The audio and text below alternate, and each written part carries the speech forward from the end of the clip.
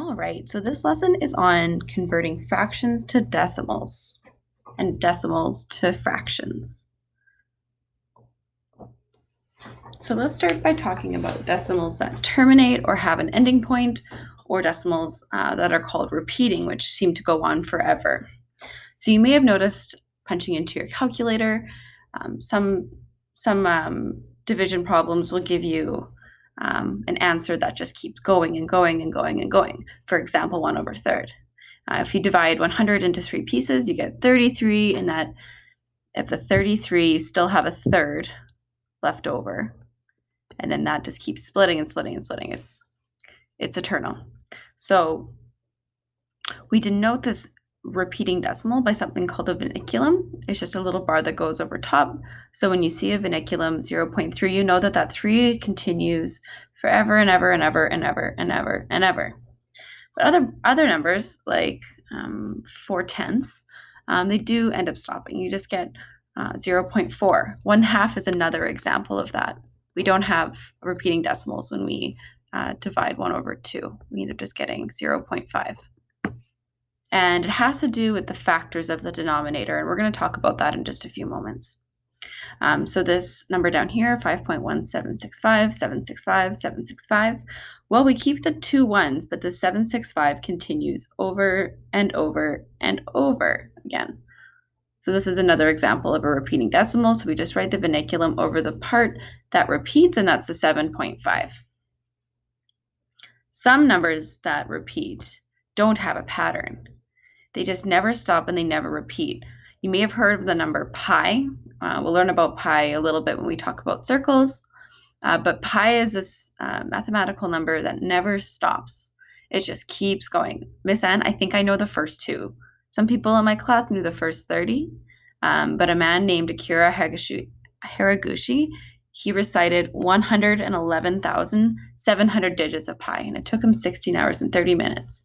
The Guinness Book of World Records has not validated this claim, but that is on record. The person who's memorized the most digits of pi. Pretty nuts. Okay, so we want to ask yourself, will it terminate, or will it end, will it repeat?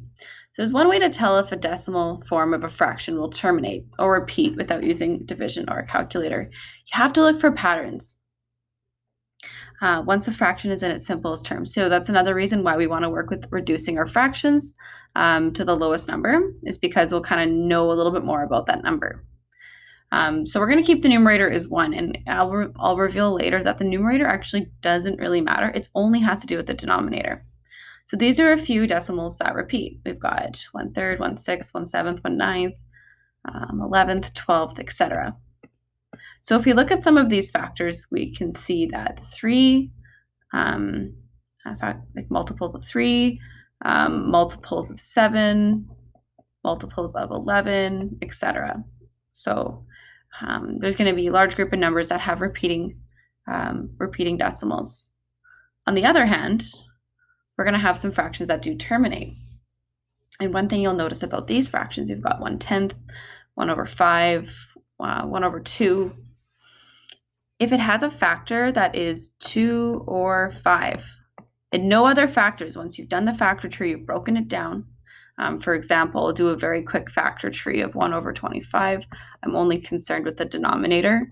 1/25 is 5 times 25.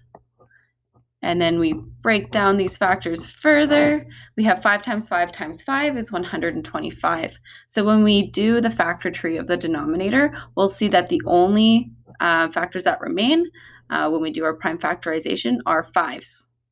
So if you have only 2s or only 5s, then you will have a terminating decimal. Otherwise, it will repeat.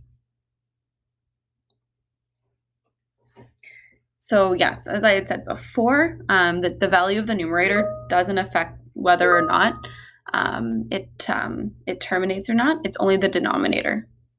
So when you reduce your fraction into your lowest forms, okay, only if the lowest forms contain only factors of 2 and 3.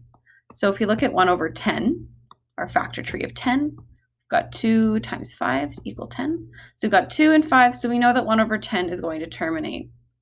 Any other factors appear? Any other ones? You might have something like 30, 10, 3, 2, and 5. Nope, this one is going to repeat because we do have a 3 in the mix. So only if you have the prime factorization being only 2s and 5s, then it will terminate.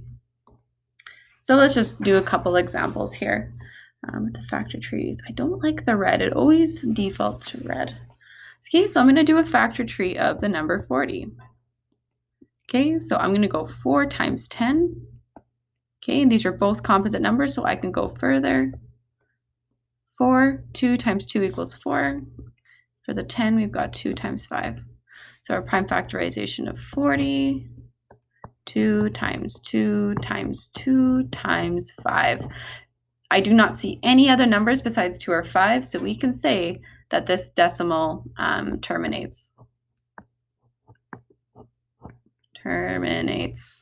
Okay, we've got 45. Got 9 times 5. 5 is a prime number, so I can stop there. But 9 breaks down to 3 and 3. That is not a very nice 3. Here we go. Okay, so my prime factorization of 45 is equal to 3 times 5. So we see some 3s in here, so we're going to say that this is a repeating decimal. So it's pretty nice that the terminating rule is pretty strict. So you can do a pretty quick ruling out. If you see any number that's not 2 or 5, then you can automatically say this is a repeating decimal. All right. Cool fact. Love cool facts. The maximum length of the repeating part is at most 1 less than the denominator. So 1 minus denominator is going to be how many numbers are underneath the vinculum. So you see 1 over 7 is 0.142857. I see that vinculum, so I know that that is a repeating part. So if I wanted to write it out again, I can just copy in the numbers as such. But there's only 6 numbers that repeat, so this is 6. So it's always going to be less than the denominator. So that's kind of interesting. Same thing with here. D minus 12. The repeating length here is only 1. So it's always going to be less than the denominator.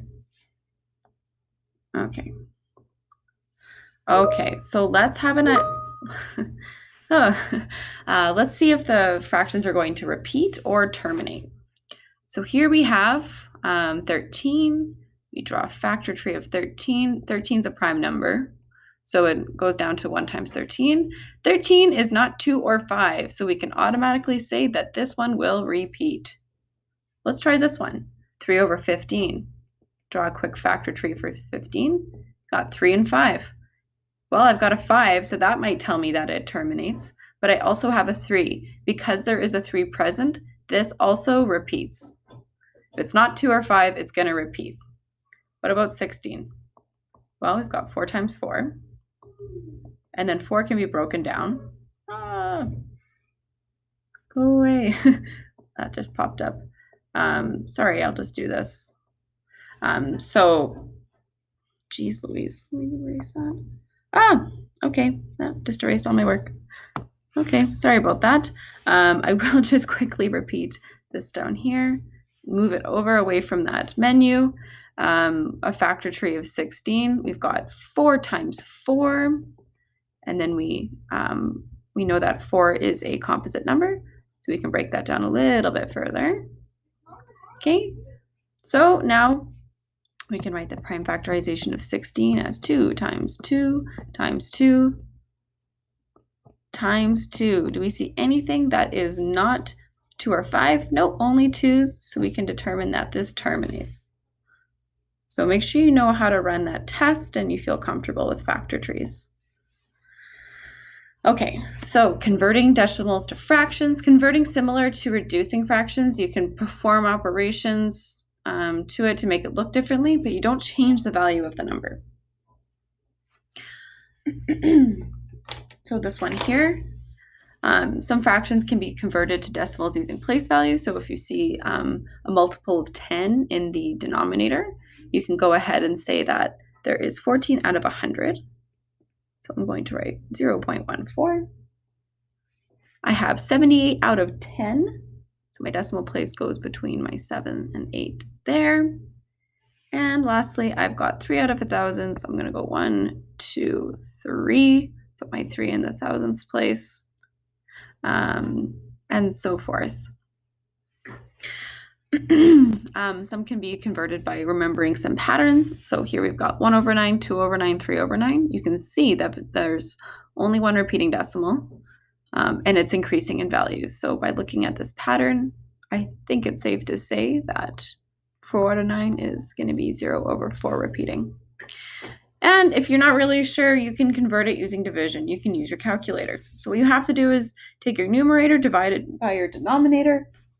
So I'm going to punch this into my calculator right here, see what I get. All right, I got 0.625, and that's going to, is that going to repeat or is that going to terminate? Let's quickly check. Factor tree of 8, I've got 2 and 4. Break down 4 even more. So you might ask yourself, does this repeat or terminate? I only have 2's in my prime factorization, so I can safely say that this terminates. One important caveat, the problem with calculators is that it may only show you a few decimal places. So this example of 1 over 23, remember that rule where your number of repeating decimals is at least one less than your denominator. So you would have to check the full 23 decimals to know if this was repeating or terminating. And your calculator likely doesn't have that much room. However, you can do the prime, you can do a factor tree of 23 and actually believe 23 is a prime number. So you can tell yourself that this is a repeating fraction. So that is all for this lesson on converting fractions to decimals and whether or not a decimal repeats or terminates. So I hope you found this helpful and informative.